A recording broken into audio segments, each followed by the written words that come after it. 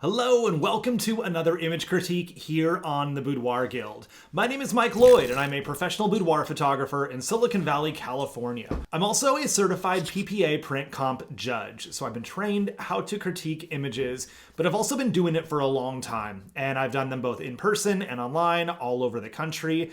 And what I love about these sorts of reviews versus just a contest for ranking, you actually get feedback on how to get better at your craft. Because there's a lot to know about creating a perfect image, which perfect, it doesn't really exist, but improving your craft, learning the technical details, as well as storytelling elements, the different things we don't know. So my goal with these critiques is to give you as much information as I can about how to take actionable steps to improve your photography. This isn't a critique of the photographer, it's of the work. So whether or not you have submitted an image, you're gonna learn a ton about photography by watching these videos. And if you'd like to have your own images critiqued here on the Boudoir Guild, I would love to include them. You can email me at mike@boudoirguild.com and make sure the images are 3,000 pixels on the longest edge, there's no nudity, and you have no logos or watermarks, and then I will include them in the next round of critiques. All right, let's dive in.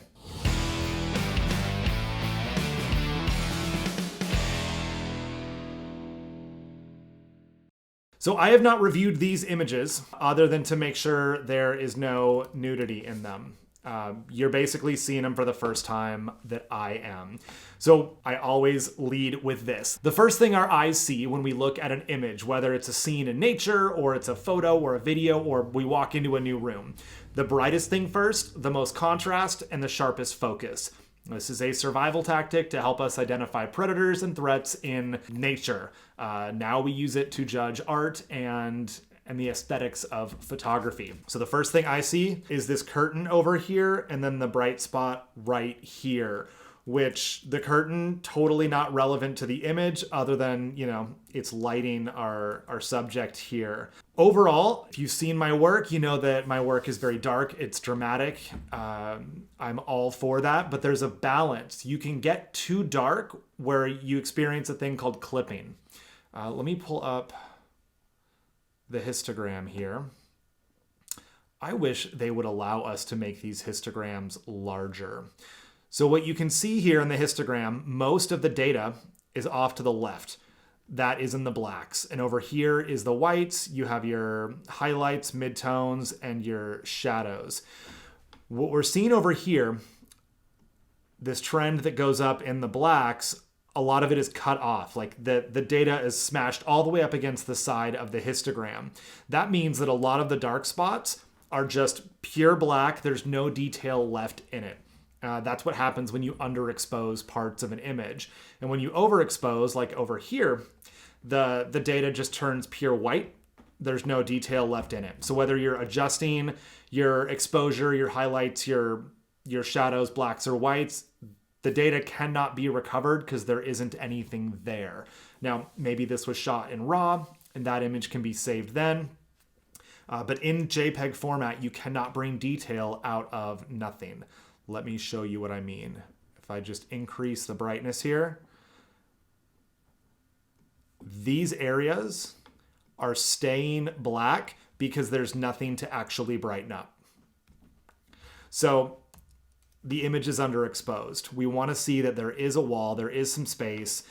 She disappears down here, we lose separation. And separation is our ability to tell when one thing stops and another thing starts. So in this example, you can clearly see where her shoulder stops and the background starts. But over here, her arm totally fades into black. Same thing down here. We lose all of that. There's no separation. So underexposing will absolutely do that to you. I love the facial expression here. I love her hair color. I wish I had hair so I could color it. Fun fact about me, I used to have long hair down to my shoulders before I shaved it all off when I was 18, and now it just doesn't grow back anymore, so I'm glad I have a good shaped head. Anywho, back to the image. Again, I love the expression. A couple things to look out for when you're posing. When they're actually leaning on this arm and it lifts the shoulder up here, we can take away from the neck. So when you have someone down there and get them to engage the core, keep that shoulder down so we're not losing the neck in the pose. Also, I'm a big fan of crossing the top leg over the bottom one. It can really accentuate the curves on the hips. But in this scenario, the knee comes all the way up, and because we lose all that detail down here, the limb looks out of place because we can't see any of the thigh, we can't see anything else going on down here, and it looks like the knee almost joins into the arm. The proportions are weird. If she was turned a little bit more, had her feet kicked off to the side a little bit more to elongate her body, that might work. But again, so much of this is because we've lost all of that shadow detail. So if there's a way that you can scoot her over to get this bright spot out of the frame, lift your ambient exposure so that we don't have the black, all of this clipping in here, losing the detail and the separation, I think this could be a stellar image. I love the colors, the way her hair matches the walls and the sheets, and the plant with a little bit of texture and detail in the background. A lot of great things going on in this photo. We just can't see them. So overall, I'm sure she loved the photo. That's how to make it better. Let's go to the next one. Okay, here is another example of clipping. Histogram. Everything is all smushed up against the left side of the histogram here because all that detail is totally lost. And if we go to adjustments,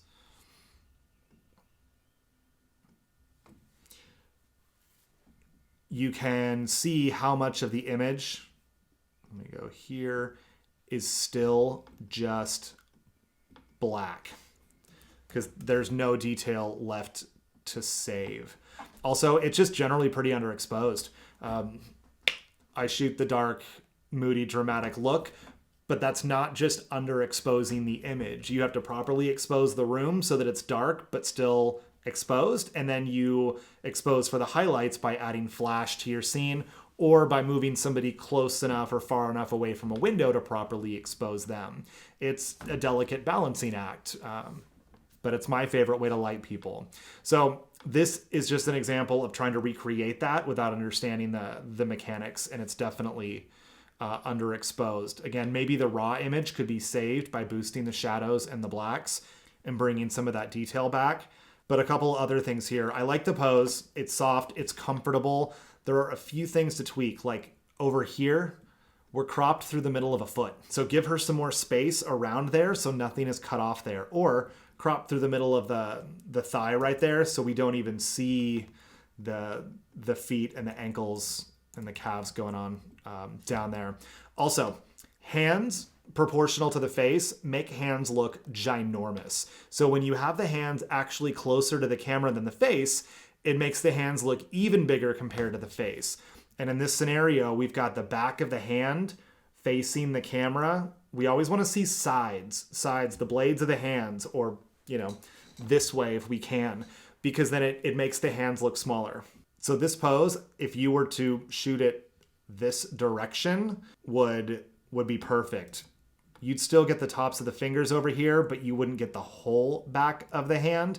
And then the hand would be farther from the camera than the face. So you would control that proportion quite a bit more. And then you might also be able to fit the feet in there. I'm not sure if there were other things just above the frame that you were trying to crop out of here. But again, a lot going on that's great with this pose. Shifting the angle and getting those highlights up is going to make a world, or those shadows up is going to make a world of difference in this. All right, and for the last one, cool. So this is a good example of another, dark and moody image where we have a huge range between the whites and the blacks. Let me pull up the histogram again. All right, so you can see a much more spread out distribution of data in the shadows and the blacks. It's not all crammed up against the edge. There is still clipping over here, but a lot more of the image is in the shadows. Meaning, if I were to brighten this, right now we've got detail down below. Let me get my brush. We've got more detail down here. That's cool. But all of this is still totally black. We can't tell where the chair ends. I'm only guessing that there are legs here because that's where they would go on a chair. We can't see any of the floor over there. Again, it's properly exposing the images for the shadows and the blacks as much as for the highlights and the whites. There's a lot that I do love about this image. I like the way the beams of light are coming in here. I think that's cool. I'm digging the pose. This hand looks kind of weird and claw-like. I know it's probably there to hold the flowers, but there are other ways that you can position the hand that don't look like a claw. Because you have this soft, beautifully delicate, feminine image, and one hand is a claw, and it contradicts. So same thing, this hand over here, I don't mind it. It's still soft, but it's totally hanging down back to the camera. That hand could be up on top of the leg. That hand could be literally anywhere else, except just completely back to the camera. I like that the toes were pointed. That's a great attention to detail right there. That was done well. I love having the eyes down. Everything else is positioned very well. It's just the hands, which I know they're tough to pose and help them look good in photos. But again, we want to see the sides and we want them to stay soft. We don't want the backs and we don't want claws. But again, otherwise, I love everything else going on in this image. We need to see those shadows and those highlights down here and then control the hands and you're going to have something stellar. So there you go. That is another image critique here on the Boudoir Guild. I hope you learned a ton. You know, there seems to be a theme in each of the sessions that I do. I don't choose them. I'm literally randomly pulling 3 images out of the folder because I get a ton of submissions for these critiques. I pull 3 images out and we just coincidentally happen to come up with the same things. In this case, it's controlling exposure and separation. So take that with every photo shoot that you do. Make sure that you can see all the dark spots or the dark areas of the image and shoot raw so that if you do accidentally underexpose a little bit, you can save all of that in post. And if you want to get your own images submitted, I would love to include them. So email me, mike@boudoirguild.com. Just make sure the photos are 300 pixels on the longest side. There's no nudity and there's no logo or watermarks, and I would love to give you some constructive feedback. I have a ton of other critique videos here on this channel, so be sure to watch all of them. You are going to learn so much. And if you're like, Mike, can you just show me how to do all this stuff so that I can fast track my way to making money with a camera? Well, yeah, I can. Head to boudoirguild.com. And I have courses there on lighting and posing that are going to help you take stunning images without making these mistakes. You are amazing. See you inside.